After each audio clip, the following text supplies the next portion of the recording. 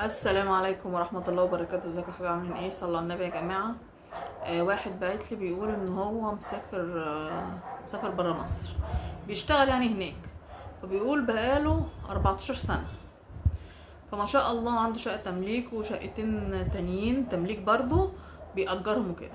فبيقول بيبعت الفلوس كلها لمراته، هي اللي اشترت بس باسمه هو، يعني معاه توكيل، مش حاجة باسمها. وعياله في مدارس خاصة ومش حارمهم من حاجة، واللي هم عايزينه في مستوى حلو جدا، وقاعدين في كومباوند والدنيا جميلة. فبيقول بس كل شوية تعزم اخواتها آه، بأرقام، يعني تجيب لهم مثلا غدا ب4000 جنيه كل شوية. فجت فترة عليا كده اختلت في الشغل يعني، وقعدت. فكل شويه عماله تقول لي انزل اشتغل هنا، انزل اشتغل هنا. فبيقول لها طب انا هنزل اعمل ايه؟ ما انا بدور عندي هناك. لا احنا عايزين فلوس. بيقول لها فلوس اللي انت عايزاها؟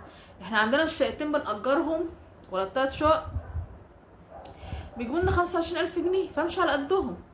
لا ما ينفعش، قليلين، امشي على قدهم ايه؟ فبيقول لها هو ايه اللي امشي على قدهم ايه؟ طب فين انا كل اللي بشتغل ببعتهولك، فالمفروض يبقى في فلوس. قالت له يعني انت عايز تنزل وانا اصرف عليك؟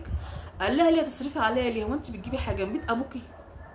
ما كلها فلوس. انت محسساني ان انت بتاخدي ورث، ولا ابوكي بيديكي ولا اخواتك بيدوكي؟ دي فلوسي في الاول وفي الاخر، فلوسي. مما قالت له ايه لا او مش لا، وانزل اشتغل. لا هنزل اشتغل اخد 8000 جنيه، وجبتين حق وجبتين ولا يومين اهلك ياكلوهم؟ ما توفري العزومات دي شويه ومشي الدنيا ومشي بيتك. انت ازاي تكلمني كده؟ انت ازاي تتكلم على اهلي؟ انا اخواتي يجولي واهلي ويجولي، انت ازاي مش عايز امي وابويا واخواتي يجولي؟ وبالله ما بقولكيش ما يجوا ولا ما يجوش، ما يجوا، انا مش قصدي حاجه. انا بقولك لمي نفسك شويه، لمي مصاريف في ايدك شويه، عقبال ما ربنا يسهل والاقي شغل والدنيا تمشي. انت معاكي مش معكيش. لا انت ازاي تتكلم على اهلي كده واخواتي؟ انا يجولي في اي وقت، انا اعزمهم في اي وقت، انا اعمل اللي اعمله، انت مالكش دعوه. هو انت عايز تنزل واصرف عليك؟ لا انزل اتصرف، انا مش فيه.